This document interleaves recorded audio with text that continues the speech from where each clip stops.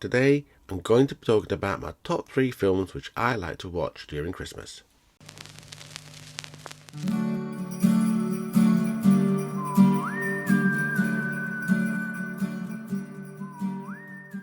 Christmas greetings and welcome to my channel, JJP Horror, Sci-Fi and Fantasy Corner. I'm your host, JJP. I love the festive season. It's a time to be spent with friends and family, a time to enjoy good food, and the pleasure of giving and receiving gifts. As a child, every year I would look forward with great anticipation to the bumper issues of the TV Times and the Radio Times, so I could flick through the film pages and take all the movies I wanted to watch during the festive season. And when the time finally arrived, I would sit with my mum and watch as many Christmas movies as I could on the telly, from the golden oldies to the new releases of the time. Going back to my list, although there are so many films to choose from, I have decided to talk about the 3 films that stand out the most for me. And now, it's trivia time. Who is the famous great niece of actor Lionel Barrymore? Stay tuned to the end to find out. Spoilers ahead, just in case you haven't gotten round to watching them yet. Starting at number 1, we have Krampus, directed by Michael Dougherty and written by Michael Dougherty, Todd Casey and Zach Shields. Music was composed by Douglas Pipes, with cinematography by Jules O'Loughlin.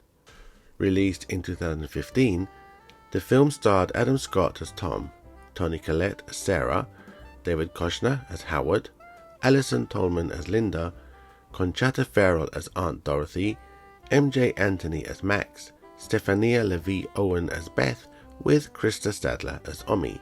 I first watched this on Netflix with my younger daughter, and we loved it. Krampus is a huge part of Austrian and German folklore, where he comes to punish naughty children. Admittedly, prior to watching Krampus, I didn't know anything about him or his story. The film centers around a dysfunctional family, who are joined by their extended family in the build-up to Christmas. The young boy, Max, writes a letter to Santa, but his letter ends up in the hands of his obnoxious cousins, who mockingly read out his letter at the dinner table. Embarrassed, he leaves the table and rips up his letter to Santa.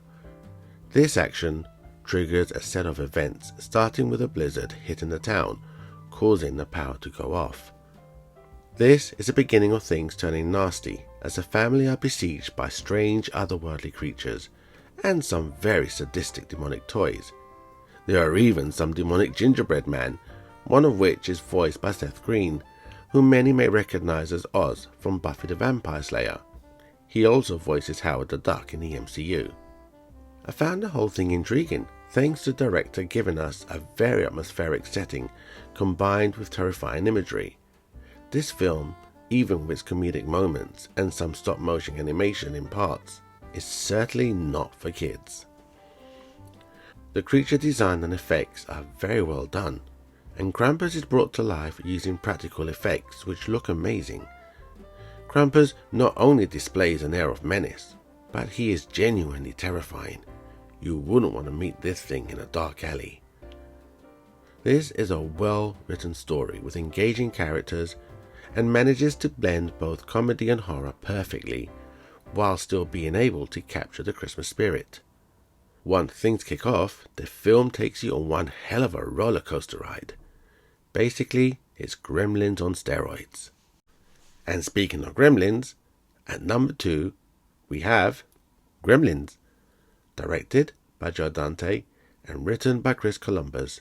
Music was composed by Jerry Goldsmith, with cinematography by John Horror.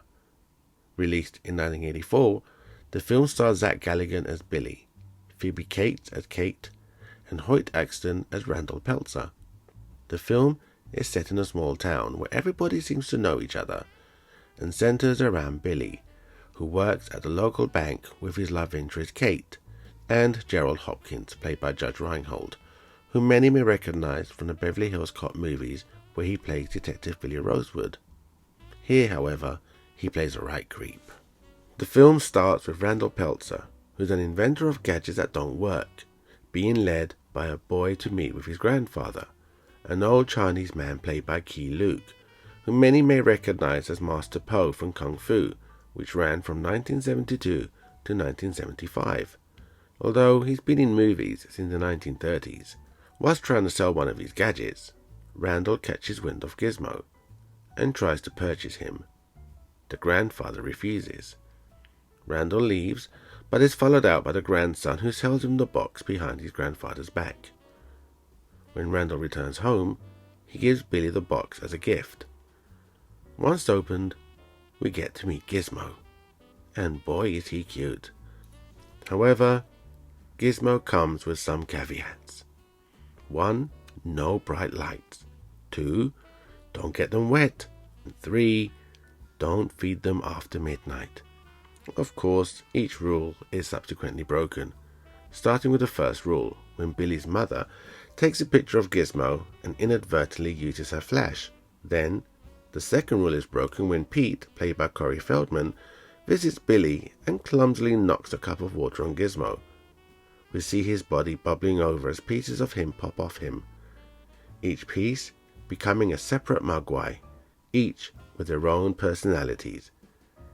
And finally, the third rule is broken by Billy himself, who feeds the Mogwai, except Gizmo, thinking it's before midnight, not realizing that his clock has been unplugged by the new arrivals.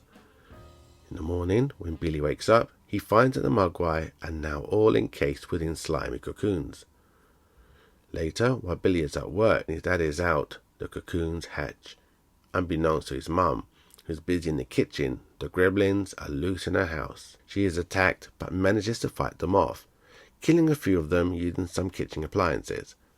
Then there's Mrs. Deagle, played by Polly Holliday, who is evil as hell. So much so that when the Gremlins dispatch the carol singers from her front porch and take over, she thinks that their demons come to take her to hell. They soon dispatch of her in a very creative way, which I won't spoil here. The film also has Dick Miller, who many may recognize from such films as The Howling and The Terminator, as paranoid Mr. Futterman. Gremlins has some very funny scenes, and I absolutely love the snowy Christmas setting. Joe Dante injects the right amount of comedy, horror and fantasy without losing the Christmas spirit. I highly recommend this as a fun watch for Christmas. And as a side note, do make sure to check your appliances for any pesky gremlins. And at number 3, we have It's a Wonderful Life.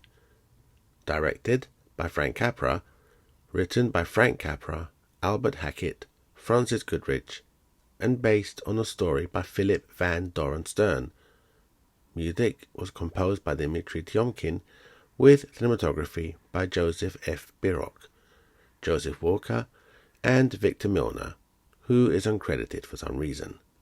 Released in 1946, the film starred James Stewart as George Bailey, Donna Reed as Mary Hatch, Lionel Barrymore as Mr. Potter, Thomas Mitchell as Uncle Billy, and Henry Travers as Clarence.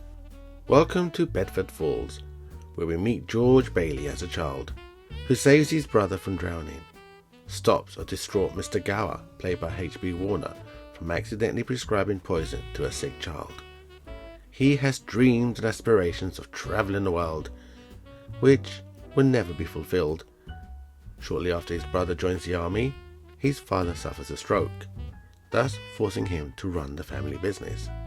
Then, when his father passes away, he has no choice but to take over the business together with his absent-minded Uncle Billy, shattering all hope of fulfilling his dreams of traveling. Still dreaming of leaving Bedford Falls to travel the world, he reluctantly falls in love and marries Mary Hatch, and moves into an old, dilapidated house, which his good friends fix up for them for their wedding night. Then we meet Mr. Potter, who wants the family business to fail so he can take over the little town by owning everything. George and Mr. Potter are always at each other's throats, but George always seems to have the upper hand and keeps the community together, investing in them as they invest in each other, until one fateful day when Mr. Potter takes advantage of Uncle Billy's absent-mindedness and steals a considerable amount of cash from him, thus bringing ruin to poor George. This is when everything turns sour for George.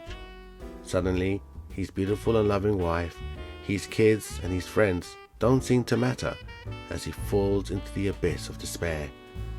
He reaches a point of ending it all, and that's when we meet Clarence, the angel waiting to get his wings, who takes George on one hell of a journey to show him what life would have been without him.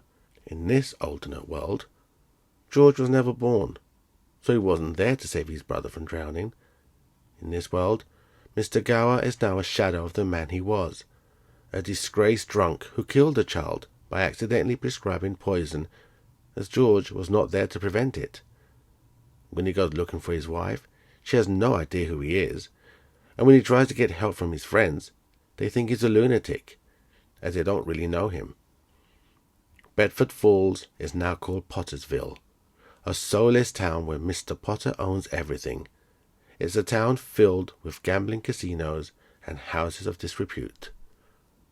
Just at the point of total despair, Clarence returns things to normal, leading to that famous ending of the whole town coming together to help George in his time of need. And Clarence gets his wings. I love the journey that Frank Capra takes us on, as we accompany George from a world filled with hope to one filled with utter despair, before being returned to his wonderful life. At one point, I had 5 films on my list: Scrooged and Mickey's Christmas Carol. However, I haven't watched them in years, so I thought it best to exclude them. However, these 3 films have been my go-to for the past few years, although admittedly Krampus is a new addition. Have you watched any of them? If so, do you have a favourite? And please feel free to add your own picks in the comments below. And now to answer the trivia question. Lionel Barrymore's famous great niece is none other than Drew Barrymore. Thank you for watching, and please like and subscribe if you enjoyed today's content. I have been JJP, and I look forward to discussing films and shows that we are all passionate about. Merry Christmas and a Happy New Year to you all. Hope to see you in the new year.